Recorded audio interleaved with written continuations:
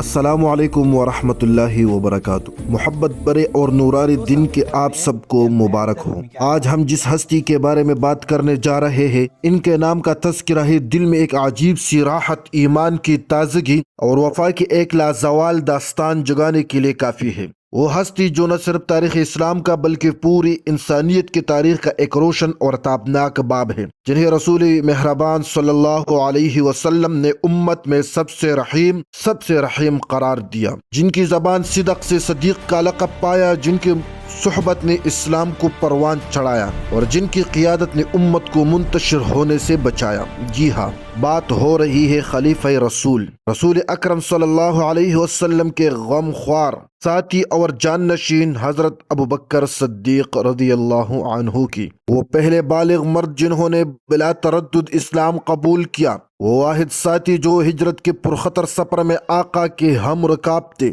وہ خلیفہ اول جنہوں نے امت کی کشتی کو طوفان ارتداد کے بعد ساحل امن تک پہنچایا، اور وہ عظیم ہستی جن کی دور اندیشی نے قرآن مجید کو کتابی شکل دے کر قیامت تک آنے والے انسانوں کے لیے محفوظ کر دیا۔ آج کی اس ویڈیو میں ہم ان کے پوری ایمان افروز سفر کو تفصیل سے دیکھیں گے، ان کے زندگی کے وہ سنگ میل جنہوں نے تاریخ کا رخ موڑ دیا، ان کے اوصاف حمیدہ کو سمجھیں گے، ہر مسلمان کے لیے مشعل راہ ہے، اور ان کے کارناموں پر غور کریں گے۔ آج بھی قیادت و سیاست کے میدان میں ہمارے لیے نمونہ ہے۔ بنے رہے ہمارے ساتھ اس مقدس سفر میں، کیونکہ آج کا سفر محض تاریخ کا سفر نہیں بلکہ اپنی ایمان کو تازہ کرنے، اپنے وفاؤں کو جانچنے اور اپنی قربانیوں کے پیمانے کو درست کرنے کا سفر ہے۔ تعارف اور ابتدائی زندگی۔ مکہ کی پر اسرار گواہی۔ ابوبکر صدیق رضی اللہ عنہ کا اصل نام عبداللہ ابن عثمان تھا، کا تعلق قریش کے معزز قبیلے بنو تمیم سے تھا۔ بکر کنیت تھی، جبکہ عتیق اور صدیق آپ کے القابات تھے۔ رسول مہربان نے آپ کو عتیق آزاد جنت سے آزاد کیا ہوا فرمایا۔ صدیق کا لفظ اسی دن ملا جب آپ نے معراج النبی کے واقعے پر بلا تردد تصدیق فرمائی، جبکہ بہت سے لوگ تردد کا شکار ہوئے۔ رضی اللہ عنہ مکے کے معزز، معتبر اور مالدار تاجر تھے، کی شرافت، سچائی، نرم خوئی اور علم الانساب، نسبوں کا علم میں مہارت کی وجہ سے پورے مکہ میں آپ کی عزت تھی۔ تجارت کے سلسلے میں آپ کا گھرانہ بہت نیک نام تھا، اسی شہرت اور اعتماد کی وجہ سے لوگ آپ کے پاس اپنے مال امانت کے طور پر رکھواتے تھے۔ اہم نکتہ یہ ہے کہ آپ رضی اللہ عنہ رسول مہربان صلی اللہ علیہ وسلم کے بچپن کے دوست تھے، ہم عمر تھے اور تجارت کے پیشے سے وابستہ تھے۔ دونوں نے حلف الفضول جیسے انسانی حقوق کی تنظیم میں حصہ لیا تھا، مظلوموں کی مدد کا عہد کیا جاتا تھا۔ یہی وہ بنیاد تھی جس پر دونوں بزرگوں کے درمیان گہری عقیدت، محبت استوار ہوئی۔ آپ صلی اللہ علیہ وسلم کی سچائی اور امانت داری کو حضرت ابوبکر صدیق رضی اللہ عنہ جب سے دیکھتے اور محسوس کرتے رہے تھے۔ شاید یہی وہ تیاری تھی جو قلب ابوبکر کو وحی الہی کے لیے پہلے ہی سے ہموار کر رہی تھی۔ سب سے پہلے ایمان لانے والا بالغ مرد، فیصلہ جس نے تاریخ بنائی۔ رسول مہربان صلی اللہ علیہ وسلم پر پہلے وحی نازل ہوئی، آپ نے لوگوں کو اسلام کی دعوت دینے شروع کی، تو سب سے پہلے بالغ مرد جن کے دل نے اس آواز حق کو بلا تردد قبول کیا، حضرت ابوبکر صدیق رضی اللہ عنہ تھے۔ کوئی معمولی واقعہ نہیں تھا۔ اس وقت مکہ میں شرک کی گہری جڑیں تھیں، نیت کے رسم و رواج مضبوط تھے، ایک نئے دین کو قبول کرنے، خاندان، سماج، تجارت، عزت، سب کچھ داؤ پر لگانے کے مترادف تھے۔ لیکن ابوبکر صدیق رضی اللہ عنہ نے نہ کوئی سوال کیا، نہ ہی کوئی شرط لگائی، معجزہ طلب کیا، نہ دلیل مانگی۔ بس رسول مہربان کے چہرے کی صداقت، آپ کی زبان کی سچائی اور آپ کے کردار کے پاکیزگی نے ان کے دل پر ایسا نقش چھوڑا، انہیں فوراً اور بلا کسی تردد کے کلمہ حق پڑھ لیا۔ تصدیق بلا شرط تھی جس نے انہیں صدیق کا لقب عطا کیا۔ اس ایمان لانے کا اثر کیا ہوا؟ حضرت ابوبکر صدیق رضی اللہ عنہ نے اپنی پوری دولت، اپنی ساری سماجی حیثیت اسلام کے لیے وقف کر دی۔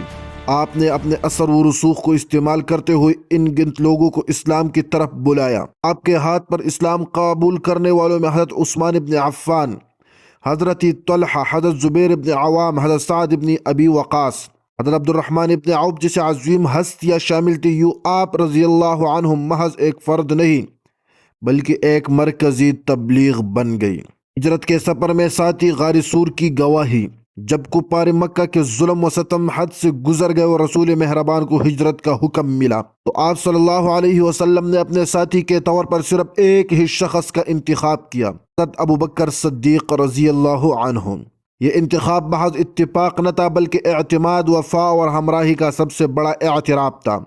تاریخی سفر جب دونوں ہستیاں مکہ سے نکل کر غار سور میں پناہ گزین ہوئے، کفار کے تعاقب میں ہر طرف سے خطرہ تھا، حضرت ابوبکر صدیق رضی اللہ عنہ نے اپنی جان کو رسول مہربان کے قدموں پر قربان کر دیا۔ جب رسول مہربان غار میں تشریف لے گئے تو ابوبکر صدیق رضی اللہ عنہ نے پہلے غار کا جائزہ لیا کہ حسان بچو تو نہیں، پھر آپ نے اپنے جسم کے ٹکڑے کر کے راخوں کو بند کر دیا تاکہ کوئی کیڑا مکوڑا رسول مہربان کو تکلیف نہ پہنچا سکے۔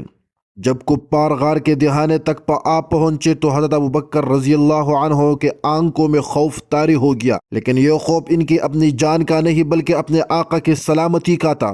اسی پر رسول مہربان نے فرمایا، اے ابوبکر غم نہ کر، بے شک اللہ ہمارے ساتھ ہے۔ جملہ صرف ایک تسلی نہیں تھی بلکہ تا قیامت ہر مومن کے لیے تسکین کا پیغام تھا۔ ہجرت کے اس سفر میں ہر قدم پر حضرت ابوبکر صدیق رضی اللہ عنہ کے قربانیاں شامل تھے۔ نے اپنا بیٹا عبداللہ راستے میں معلومات پہنچانے کے لیے مقرر کیا، اپنی بیٹی حضرت اسماء رضی اللہ عنہا سے خوراک کا بندوبست کروایا اور اپنا غلام عامر بن فہیرہ بطور چوپان مقرر کیا تاکہ نشانات مٹائیے جائیے۔ یوں پورا خاندان اسلام کے خاطر سرگرم عمل تھا، غزوات میں شرکت، جہاد کے میدان میں وفا کے پیکر۔ حضرت ابوبکر صدیق رضی اللہ عنہ ہر اس غزوے میں شریک رہے جس میں رسول مہربان نے شرکت فرمائی۔ آپ ہمیشہ رسول اللہ صلی اللہ علیہ وسلم کے دائیں بائیں رہتے، آپ صلی اللہ علیہ وسلم کی حفاظت کے لیے ہم وقت مستعد رہتے۔ احد کے دن جب حالات سخت ہوئے تو آپ رضی اللہ عنہ نے رسول مہربان کا دفاع انتہائی بہادری سے کیا۔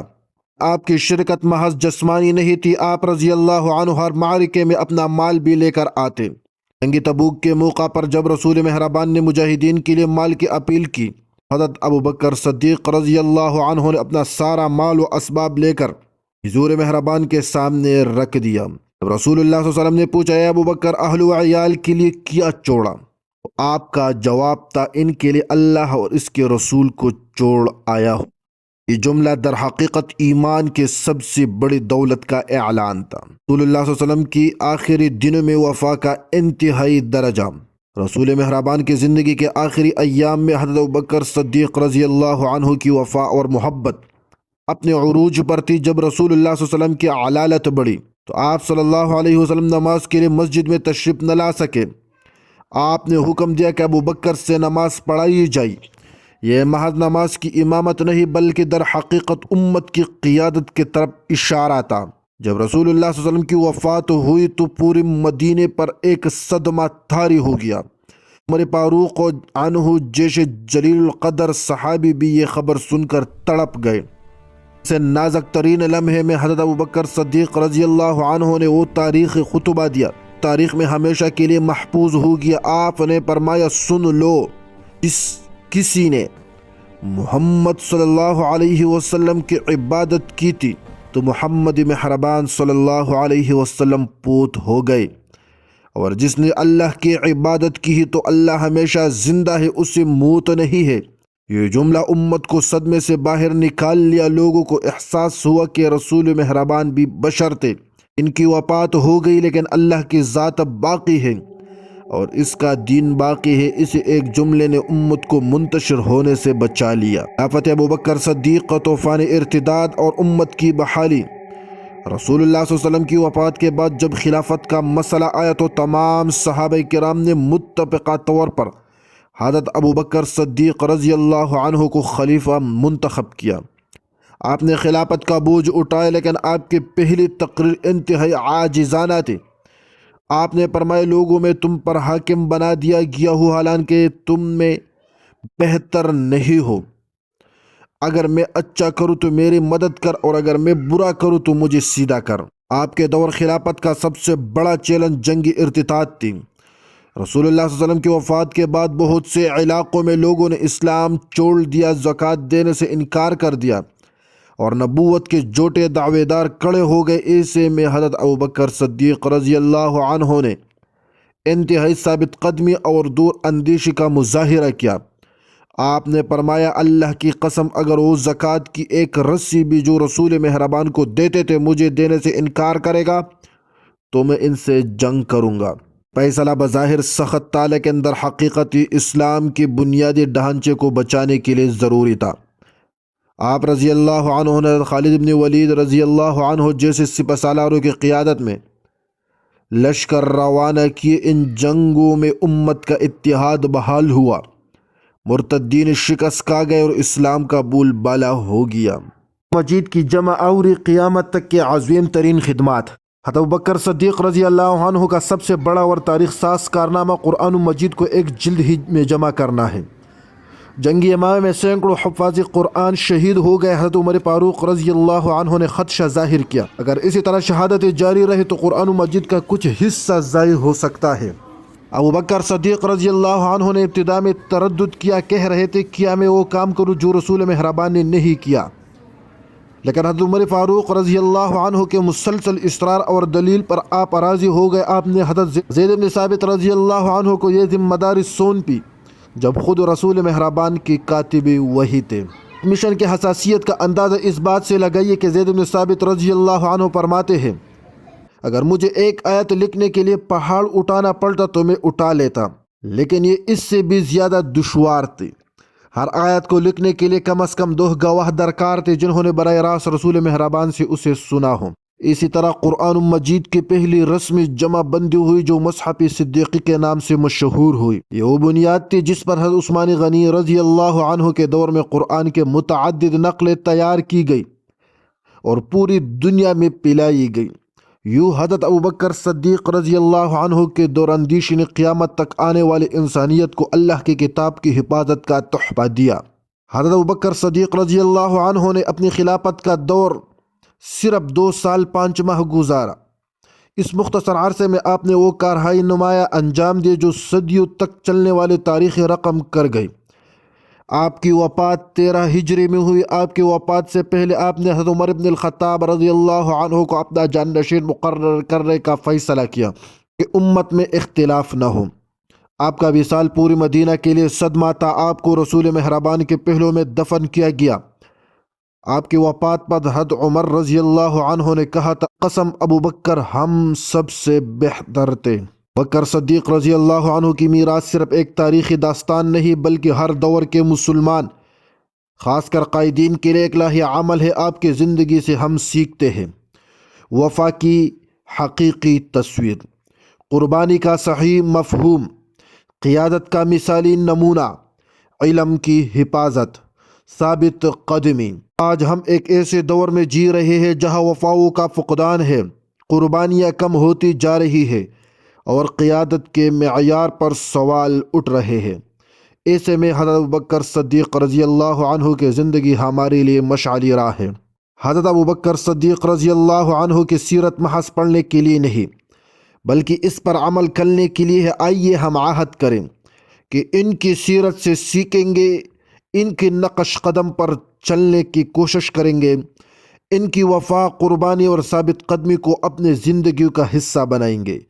اللہ تعالی ہم سب کو حضرت ابوبکر صدیق رضی اللہ عنہ کی سیرت پر چلنے کی توفیق عطا فرمائیے۔ آپ کی زندگی سے سبق لے کر اپنے زندگیوں کو سنوارنے کی ہمت بخشیں اور ہمیں ان کی شفاعت اور رسول مہربان کی شفاعت نصیب فرمائیے، آمین یا رب العالمین۔ محترم ناظرین، اگر آج کی ویڈیو آپ کو پسند آئی ہو تو ضرور لائک کریں، چینل کو سبسکرائب کریں اور بیل آئیکن کو دبائیے تاکہ آئندہ ویڈیوز پوری طور پر موصول ہو۔ اپنے قیمتی تاثرات کمنٹ میں ضرور لکھیں اور اس ویڈیو کے ان لوگوں تک ضرور پہنچائیے، شیئر کریں جو تاریخ اسلام سے محبت رکھتے ہو یا جنہیں اس عظیم ہستی کے بارے میں جاننے کی خواہش ہو۔